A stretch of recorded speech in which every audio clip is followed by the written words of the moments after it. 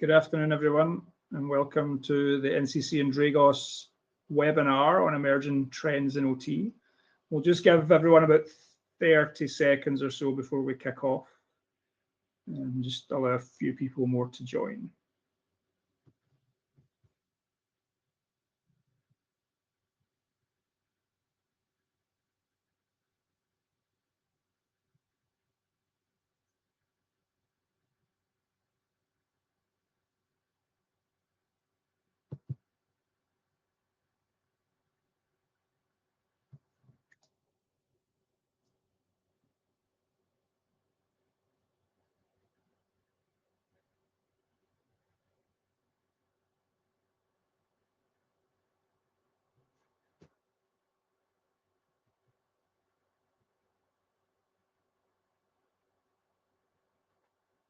Okay, we're getting near 150 people now, so I think we'll just get started. So welcome everyone, and thank you for taking the time to join us today. So I'm David Brown from NCC's DFIR team based in the United Kingdom.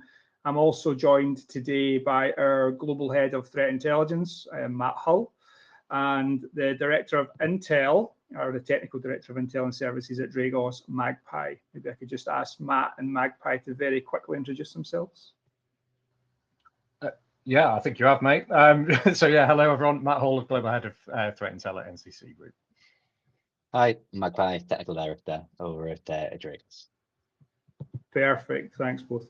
So just around the objectives today. So really what we're really here to talk about is just some of the emerging threats that we are seeing in OT. We're going to cover off a little bit of a threat landscape briefing from Magpie based on some of the stats that Dragos have pulled together for Q3 of this year. We'll talk about some lessons learned and then emerging trends, either 2025, 26, and what both Matt and Magpie are seeing across the industry and the various sectors and verticals. And then we'll touch on building out kind of proactive OT cyber resilience strategies for the year ahead, and then touching some key points there.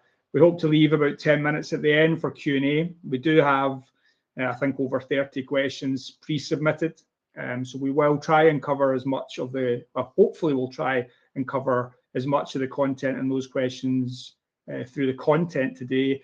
And equally, those that we don't answer, our intention actually is not to answer them all, but probably to take the content and push it into a kind of blog series on the back of this. So look out for future comms that might come out on the back of this webinar.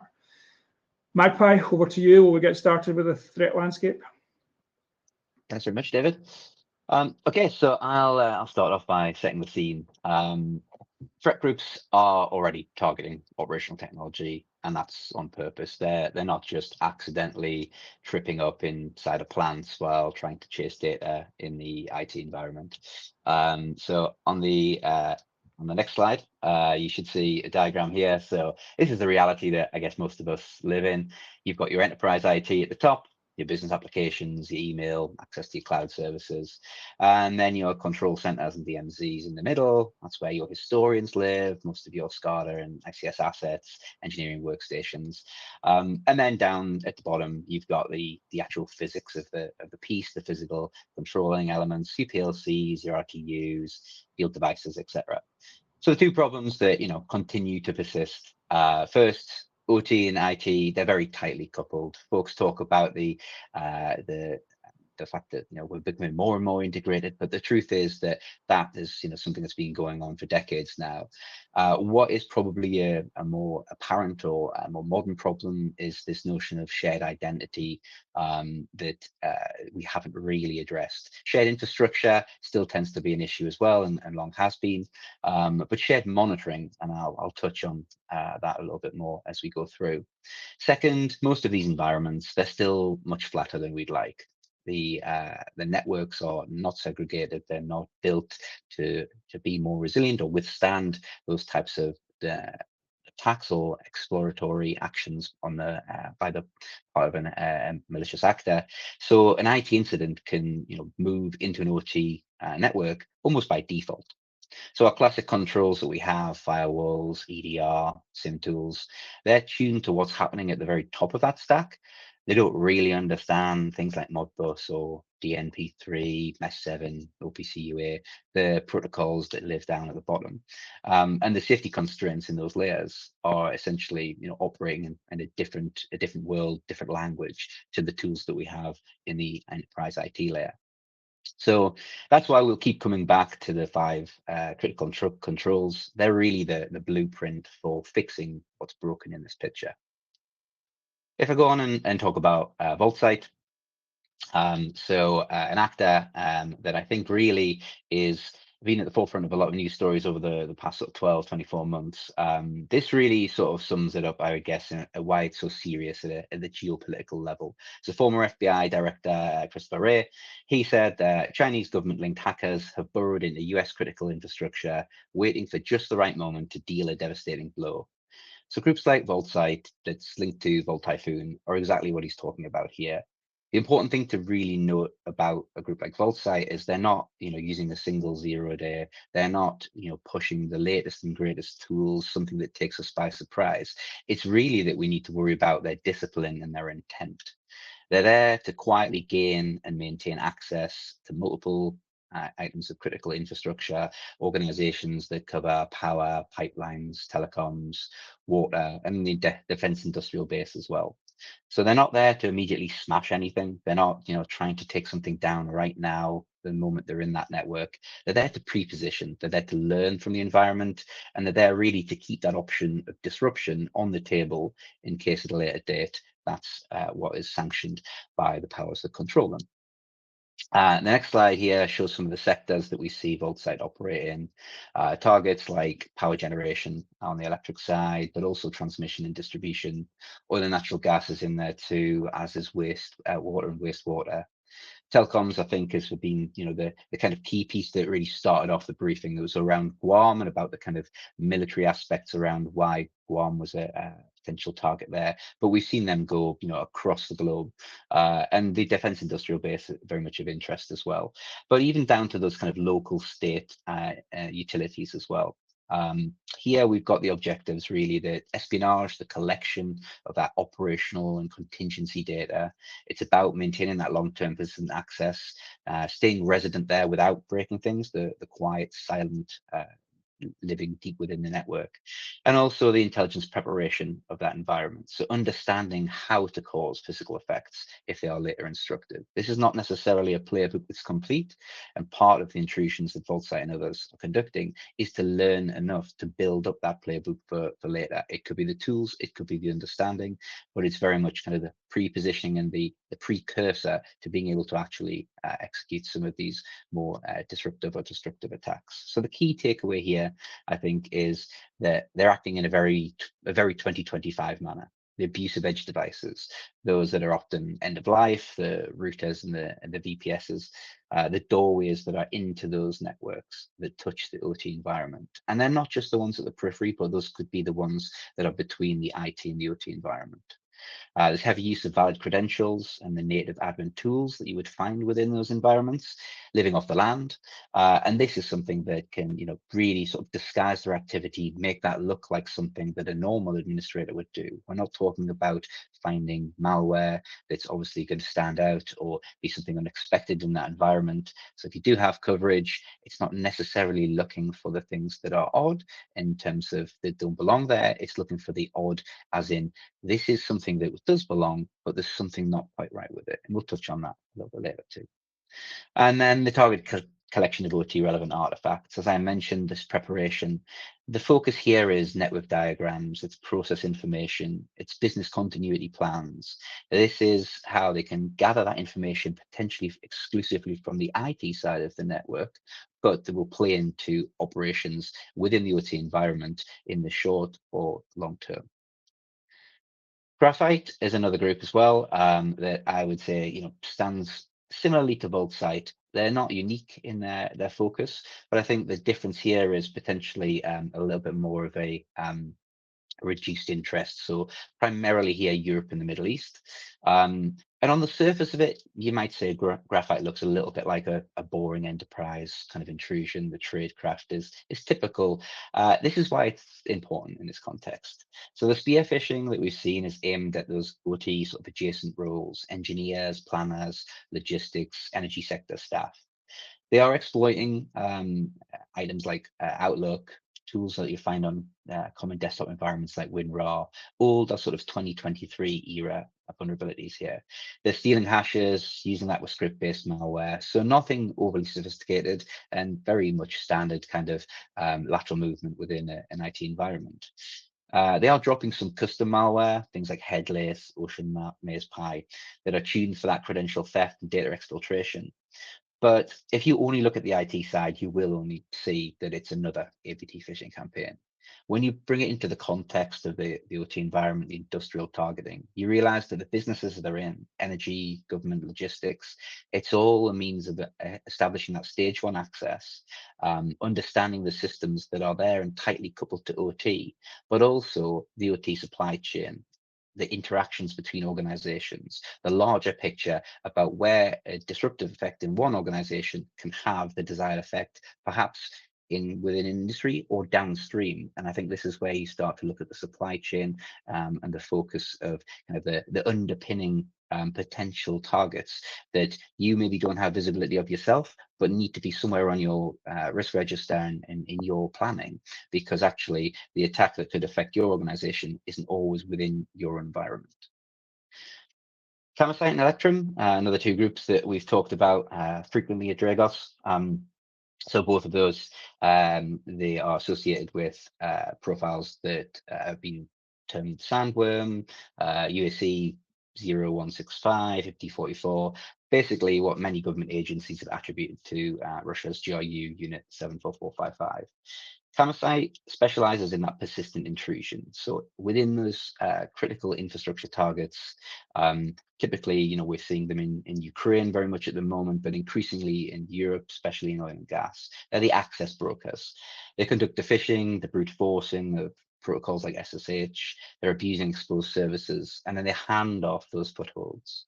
Electrum is the ICS disruption crew. They are the ones that we associate with malware such as crash override or the Indestroyer style tooling, and they're the ones that more recently have been using OT aware wipers as well. So the pattern we see is Camosite gets into that environment. It might be telecoms, could be energy, industrial organizations, and then if there is a target that is of high enough interest, that will be handed over to Electrum. They arrive later on with those ICS-specific malware or tools, such as the disruptive wipers. They're targeting routers, they're targeting those control systems, they're targeting the communications that underpin OT and that continued operation of those environments. So again, the stage one piece here might look like a normal IT intrusion, but very often this gives way to a stage two, which is explicitly about impacting those physical processes. And so that's stage two in the ICS kill chain, very much what we focus on at Dragos, very much where we are there to highlight what might be happening within environments, the root really of the intelligence that we produce. When an actor decides to go beyond IT and actually wants to touch those physical processes, we see three buckets of behavior. Modification of PLC logic. So for example, Bauxite, the group that we track that heavily overlaps with the activist group Cyber Avengers. That cluster, we've seen them downloading malicious ladder logic to Unitronics PLCs, causing loss of view and loss of control for those devices and forcing operators to have to halt those processes. We've also seen them with wiper malware targeting ICS devices. So things like the Linux wiper AssetPaw used to wipe storage on routers, firewalls, and other OT adjacent kit, effectively taking them out of service and knocking parts of the control environment offline.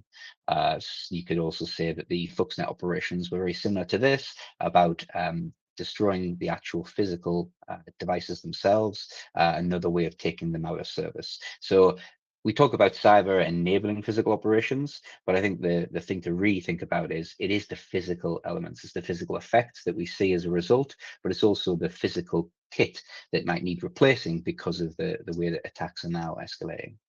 And we also see the abuse of ICS protocols and the engineering tools. So using those protocols that are common in those environments, Modbus, S7, OPC UA, DNP3, actually from the engineering workstations themselves to change configurations, to alter set points, to push changes that might actually look legitimate at that packet level.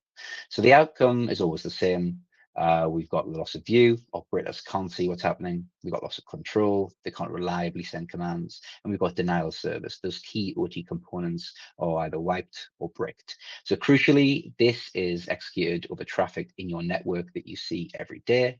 That's why pure malware detection isn't really going to be enough anymore. And it's why really understanding those nuances in the use of those common protocols is the only way that you can achieve detection. Frosty Goop was some malware that we talked about last year, or perhaps a little bit longer ago than that. But I think it still stands as a really concrete example of evolution of tooling that is specific to OT. So Frosty Goop was assessed as the 9th known ICS malware family by us, Dragos here. And it's the first one that we'd seen that explicitly used Modbus to cause an effect on an ICS device. We've seen others that use Modbus for reconnaissance purposes, but this is really there for a specific, to cause a change within the environment with malicious intent. So at a technical level, it isn't very sophisticated. It's a simple utility that speaks Modbus TCP over port 502, and it was interacting with heating controllers and changed how the overall system behaved. But at the impact level, it's a very real tool, a very real concern. This was, for those who aren't aware, in January 2024, it contributed to more than 600 apartment buildings in Ukraine losing central heating during sub-zero temperatures. So very much an attack on the infrastructure, attack on the population there in support of the war effort, we believe. If you put that next to the fact that there are tens of thousands of internet exposed ICS devices that speak Modbus today, you'll see why it's something that we harp on about all the time, the protocol aware monitoring and segmentation. And also, having things that are exposed to the internet, is already a major problem, particularly when it isn't. It has no reason to be on the internet in the first place. In this case, there is remote access required, but again, that's then when you come into the segregation piece and additional defenses. So this is not a theoretical piece where someone may use some simple tooling. We're very much aware of this and other attacks that are manipulating those protocols or using those protocols and those open accesses to create a real world safety and comfort issue. And then just to kind of round off in terms of the kind of threat landscape, here's some figures from Q1 through Q3 from this year around the ransomware impact that we've seen. So it's kind of tempting to think that everything within OT environment has to be this exotic APT activity, but that's not the truth. We've really seen ransomware is probably the biggest disruptor of all.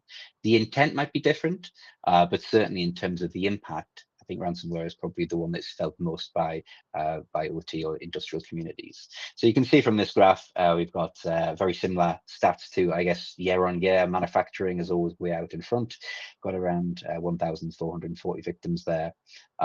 We also have, for the dedicated ICS category, 159 victims. And I think this shows that there is that focus on those organizations that are specific to ICS in terms of the tooling, but also includes folks who might be the producers of the equipment, so the vendors themselves. It could also include those who are in those supporting roles, so your vendors that come in and look after the equipment, or perhaps are within the kind of logistics frame as well, or they're actually in a different category, logistics.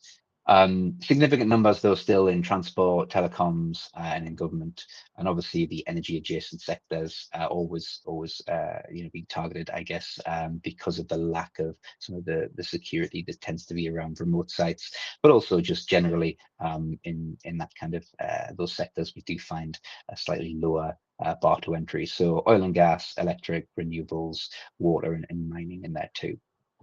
So as we start to kind of look at that kind of classic ransomware, it comes into the organization, it's phishing emails, it's exposed services like RDP or VPN devices that perhaps have a vulnerability that hasn't been patched, that compromise those edge services. It's really because the architecture that we saw on that first slide, the notion of those shared identities, the shared infrastructure, and the limited segregation, that the fallout is very much in reach of OT. But we're not seeing a huge amount of change in terms of targeting OT outright, but I'd certainly say that criminal actors have that view that being able to increase the reason behind the payout or the potential level of extortion, OT is up there with being able to kind of to strengthen their foothold. So engineering workstations and HMIs are very much in reach of that, because they tend to run commodity OSs, older versions of Windows and Linux, but that does have that impact of loss of view and potentially loss of control. We have shared domain services that go down, so simply OT apps just can't authenticate, and that can cause issues with how the processes run. And then kind of out of caution, operators are forced to just shut down plants entirely. Sometimes that is because the risk sign-off just isn't there, the understanding isn't there that would enable folks to continue to operate. But essentially, while IT figures out what's going on, you're essentially missing out that downtime within your OT environment. So even if the malware itself doesn't know what a PLC is, the business impact is all too real and often lands in the OT domain as well, leading to that loss of production, services outages, and potential safety issues. Perfect, Magpie. That was excellent. That was a really good overview of just what we've seen, not just in the last 12 months, but I guess over the last few years with some of the other actors in the space. I guess we touched a lot on the industrials piece there from a vertical perspective, and some really interesting numbers around ransomware and what that looks like. Is there any clear attack vectors been exploited in the sector that stick out? Anything specific, from a main risk or common theme? I mean, I guess IT and OT convergence, if we think of JLR, for example, right? Production line was taken offline. It was an IT incident from the beginning. Is there anything really, is that the number one risk for these organizations, or? I would say it's probably still the most prevalent risk, but certainly we have seen adaptation from threat actors. I mean, one thing that I would probably want to pull up on here is hardware supply chain interdiction. So we used to worry about supply chain software updates. We've heard, that threat actors, nation state, and also criminal, get inside of that supply chain via those software updates to common tooling that might be within an IT enterprise environment or within the OT environment. But we're seeing rogue communication devices now, unauthorized cellular radios within the physical devices themselves. So, solar inverters and batteries in particular here, when we conducted some research, that isn't a vulnerability you can patch. It's hardware that has created a built-in out-of-band path into your system, into your environment. So effectively pre-installed backdoor if someone decided to use it in that manner. They're not necessarily always there for that purpose, but they certainly could be co-opted at a later date. So that's I would say a fundamental change in how actors are getting on the wire. It's not always, coming through the expected front doors that we've seen time and time again. Yeah, perfect. And just thinking about SCADA devices particularly, Matt, there's a question in the chat from Alex O'Hare. The question, is manufacturing the most targeted for ransomware because of outdated SCADA systems that run end of life? Is that something we're seeing? Is that? I wouldn't say that was the main reason. I mean, if you think about ransomware in particular, so the motivation is making money, right? So cyber criminals, they want to make money. They're financially motivated. They're going to want to target organizations that are more likely to pay. And the organizations that are more likely to pay are those that they can have a better leverage of. So, over the years, we've seen sort of traditional ransomware operations targeting data, because data has value. PII information is really valuable to a criminal, and they can leverage it.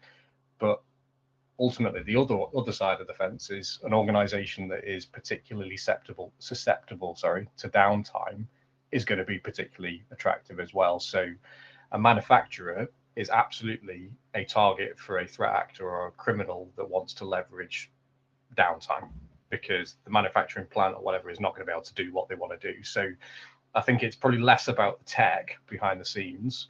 I think it's more about the opportunity, and that's that measure of threat, right? So threat is a measure of the capability of the threat actor, their motivation, and the opportunity that they have. So I think that's probably more the case. I don't know if Magpie's seen something different from his views, but I think that's where the perfect. And I've got there is questions coming in, folks, and keep sticking them in if you have them. So we my next question really was, so the reason we're really here today is because we've been doing a lot of work as a partnership between Dragos and NCC around the emerging threat and some of the offerings around incident response, particularly because we believe we're starting to see more targeted attacks in those lower levels. And there's a couple of questions here. Paul Hacker is asking, are we 3 steps behind with threat actors trying to disrupt infrastructure particularly? And then I guess that nicely brings us on to the real risk from supply chain, you know, from an IT enterprise perspective, particularly where most of my time spent, I see a lot of activity in the supply chain, and even recently Oracle, Salesforce, all the various stuff that's going on there. From a low level perspective, Magpie, are we seeing threats that stand out differently? Are we seeing things in those PLCs or RTUs that are different from previous years? I think something that kind of, you know, it takes on the Frosty Goop story and takes it into, you know, a more recent time frame would be the infrastructure destruction squad. So in July they targeted some, again, heating systems, this time in Sweden, so not motivated from a, you know, I guess a geopolitical aspect in terms of an active war zone, but very similar. They accessed Mitsubishi HMI, changed the heat activation threat hold to the number 666, so effectively disabled the safety backup heat. That caused, you know, real hypothermia risk for residents there. One field change in an HMI, it's not an exotic 0-day, you know, and it's not just disruption. This is kind of like safety hazard, meticulously engineered through an HMI. But the fact is that HMI is accessible from the internet. So I think, although we're not necessarily seeing you know, an increase in the truly sort of well-crafted logic or bespoke implants for you know, OT devices, I think the understanding and the ability for actors of all levels of sophistication to be able to interact with the OT environment through what already exists, be that exposed devices, be that being within an environment, understanding how the HMI could be accessed, that's certainly increased. And it does then allow that reach that, you know, perhaps we think is, you know, within the realms of just the most sophisticated actor. I think it totally depends on their risk profile and how they want to go about achieving those effects. And unfortunately, what might be a noisy and obvious way to alter an environment, change those processes and cause disruption isn't something that is necessarily more easily detectable than, you know, a well-crafted 0-day exploit for a device that is delivered in a silent manner. So unfortunately, I think it's just the way that those opportunities are being capitalized on because of the lack of security that we have generally within OT. And just following on from that, then Martin Huddleston was the one who had mentioned the supply chain risk, and he finishes off with saying, "Are OT vendors compromised?" And I can just think back in my head to some of the CVEs or the vulnerabilities last year, Rockwell being one where I think there was a really high CVSS score for something in a Rockwell PLC. Are we starting to see more focus on them from both a research and an exploited perspective? I mean, I won't comment on specific sort of compromised organizations unless they've been in the press, but I think from a threat actor's perspective, to be within the environment where most of that technical information exists. So if you want to target a specific type of device, you understand that it's prevalent in the, you know, the organizations that are on your list to target, to go to the source, so to speak, to be within that organization that has the logic, has the, you know, PCB designs, has the support contracts potentially.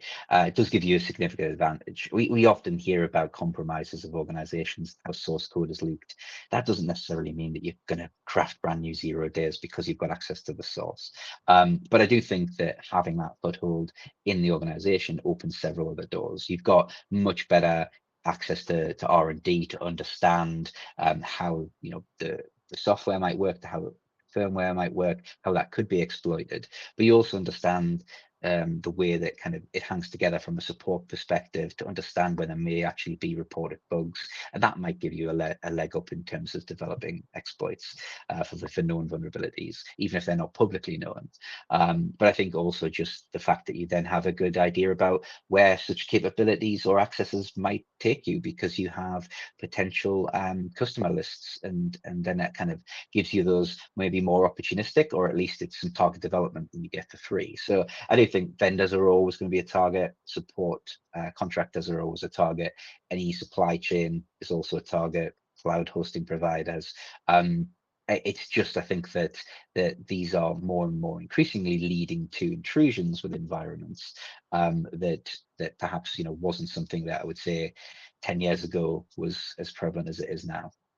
Perfect. And I guess, Matt, just thinking ahead to 2026, then, I think that certainly the DFIR team at NCC have been incredibly busy the last few weeks. Can I expect that to continue in 2026? Any respite? Are we going to see much of the same next year? It's that time of year, mate, where everyone asks me to get out the crystal ball. Yeah, what are we going to see? There's going to be no let up. Let's face facts.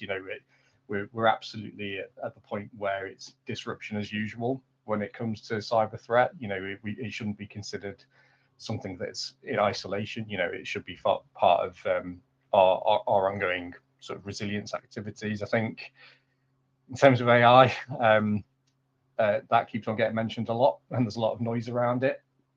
From what we're seeing, it's not the Skynet that we sort of have expected when it comes to cyber attacks.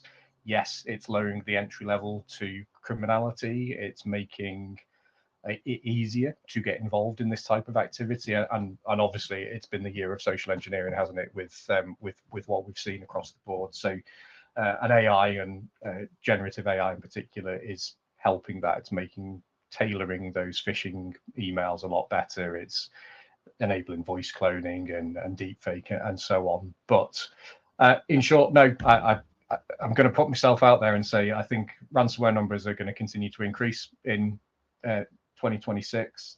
I think AI will continue to play a part, but I think it's going to benefit us as defenders better than anything else. And in fact, I'm not going to mention it because it's going to come out, I think, in my annual report, and I don't want to give too much away. But I think there's going to be something around the nation state activity that we'll see some changes next year. Is a viewpoint of mine. Just need to make sure that marketing did before I Excellent, superb. Okay, so I think we'll move on just for the interest of time towards some proactive steps around what we're seeing, what people can do. There's a few questions around that kind of stuff as well. So thinking people, process, technology, what would each of you say is the most impactful first step towards a proactive, resilient OT strategy? And how do we prove it's working? For me, thinking of the 5 critical controls, that really sets it out well, from plans, visibility, monitoring. The one for me that I see as one of the biggest challenges is around asset inventory and how organizations actually understand what they've got. If we don't know it's there, how can we possibly defend it? But what do you think is the most impactful first step?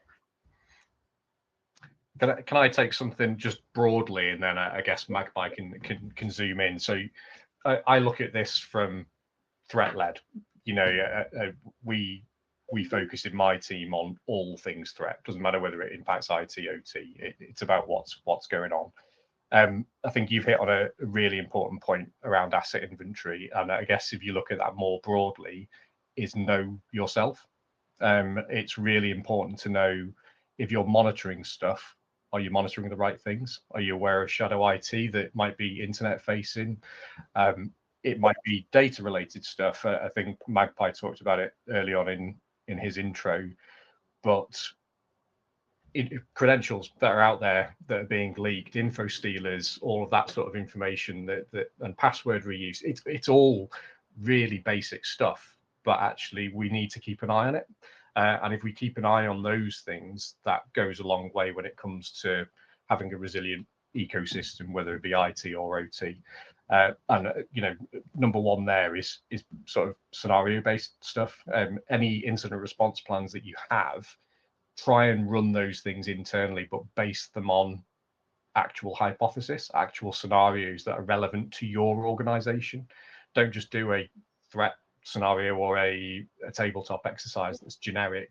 Really try and make it relevant to you and your organization. Make it threat-led. Perfect. And Magpie? Yeah, I mean, I always love the visibility one and the critical controls, but I'll add something else in. So I go for the process sort of facility due diligence. So more of a proactive stance, I guess, in terms of resilience. So stopping that risk before it actually gets connected to your network.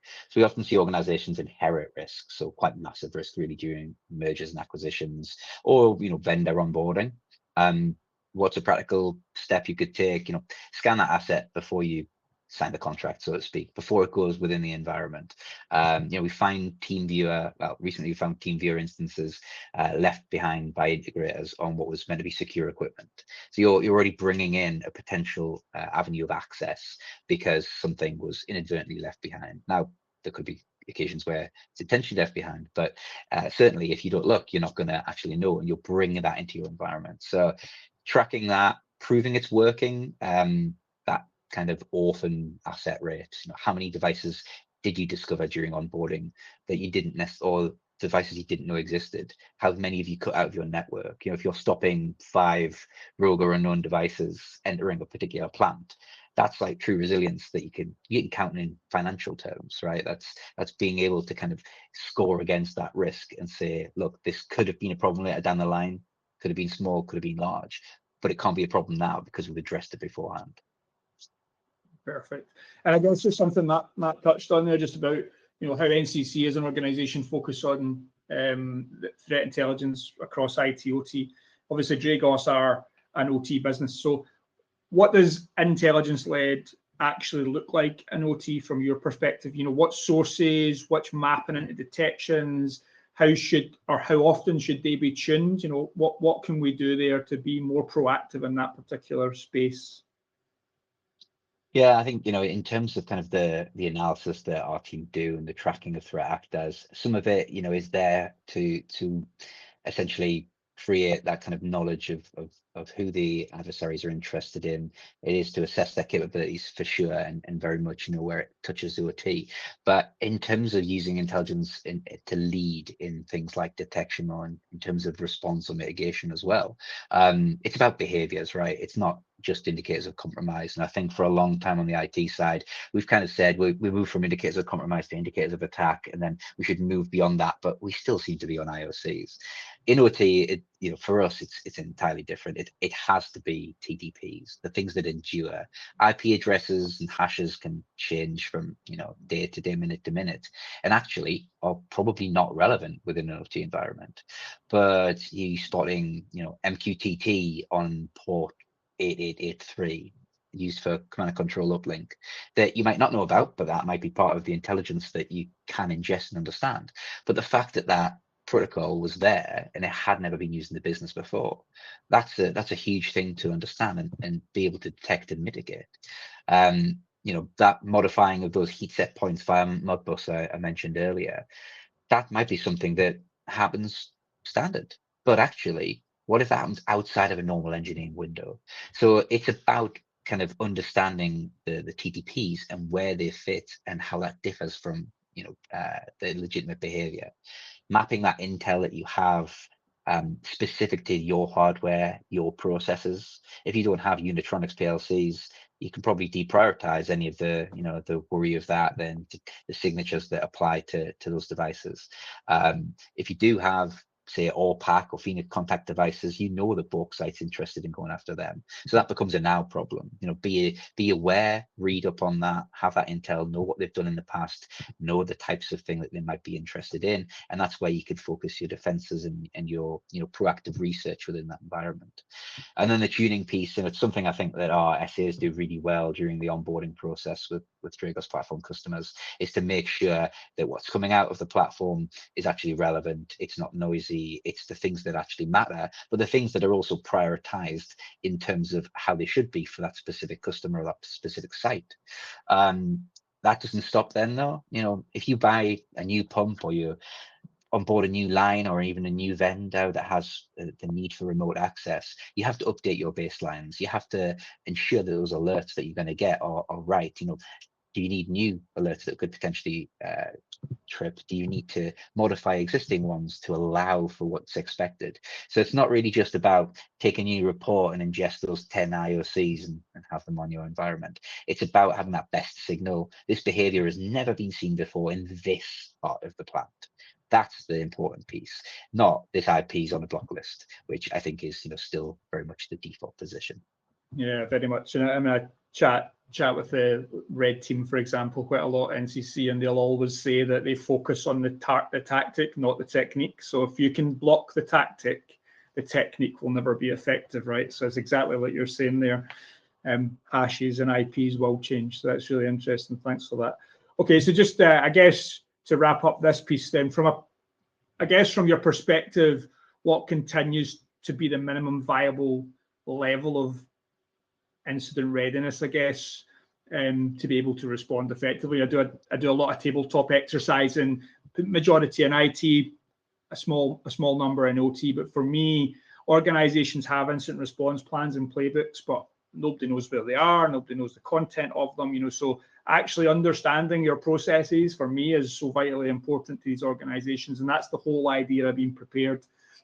Trying to make sure you're process driven, you're not working off knowledge, people understand what they should and shouldn't be doing. But any thoughts around that from your perspective, Matt, in terms of incident readiness from what we're seeing, what should be the kind of main thing to respond effectively?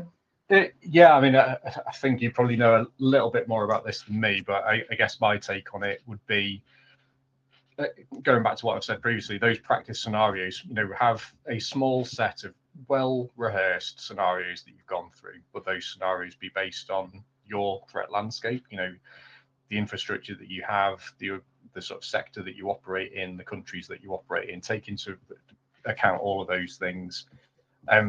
Within those processes, make sure that there is a very clear decision chain, delegations of authority, if there need to be those things. You need to be able to make those decisions really quickly. I think some of the things that I've seen as well are challenges around communications. So really have communications nailed down within that response plan. Who's going to be informing the board, who's going to be informing your customers, who's going to be interacting with law enforcement or legal and such like. And there are many examples of where the communications plans are on a flipping Confluence page or something, and all of a sudden you lose access to Confluence. There's no sort of hard copies of those. I think National Cybersecurity Centre earlier on in the year really advocating, running these types of scenarios and making sure that you've got this stuff written down. So yeah, I think they're the main things really, but it's really important to actually run them in the first place. It's all well and good talking about it. You've actually got to do these things. Massively. Escalation process, roles, responsibilities. You can do all of that by running tabletops internally, externally. And that's how you encourage preparedness. And there's no surprise that we've seen an exponential rise, and not because of regulation. And we are talking a lot more about it, but we have seen a lot more. Guess Magpie. Give me, if I was to say in 30 seconds, give me one metric that tells an organization that their OT resilience is improving. What would it be? Oh, I'll from two in with 15 seconds each. I would say metric, the mean time to disconnect. So how safely can you isolate that OT environment when the IT network gets hit? If that number is trending down from hours to just tens of minutes, your resilience is improving. Sure. And I would say, kind of, I might be ahead of the question here. Did you say about what we should stop doing? Well, I've got it on my notes. So what we should kind of move away from that patching from compliance, right? So stop trying to patch every CVE in OT, right? Focus on the small slice. I think roughly 6% is what we always say, sort of year on year, that fall into that now bucket, the ones that are being actually exploited in the wild, that are exposed, that are high impact. Everything else that fits into your schedule for maintenance, or it's something that you just don't need to worry. Yeah, perfect.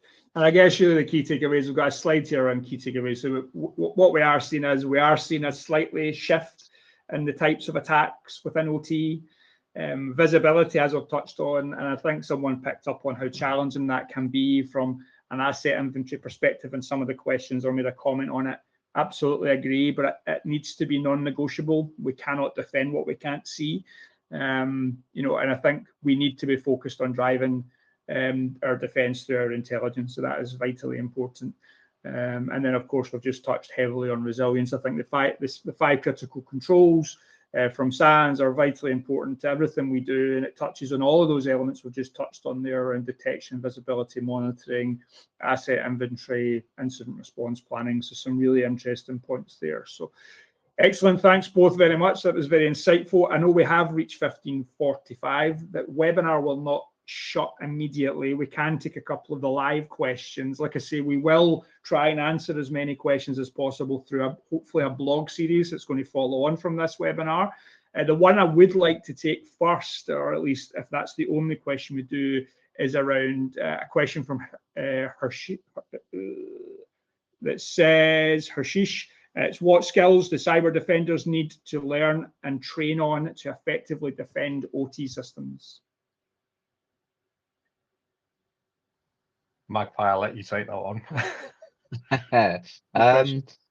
Yeah, I think, I mean, the paradigm, I think, is different in OT for that kind of defense, but a lot of the sort of fundamentals are no different. I think my take on that really, and it was probably something that I didn't necessarily have in my career, but for the defensive angle, I think you have to understand the offensive angle. So there's, the purple teaming has been around for a while now, but it's still kind of, is new compared to red teaming and blue teaming, right? But I think actually the way to be a good defender is to also exercise those skills and have the knowledge from the attack perspective.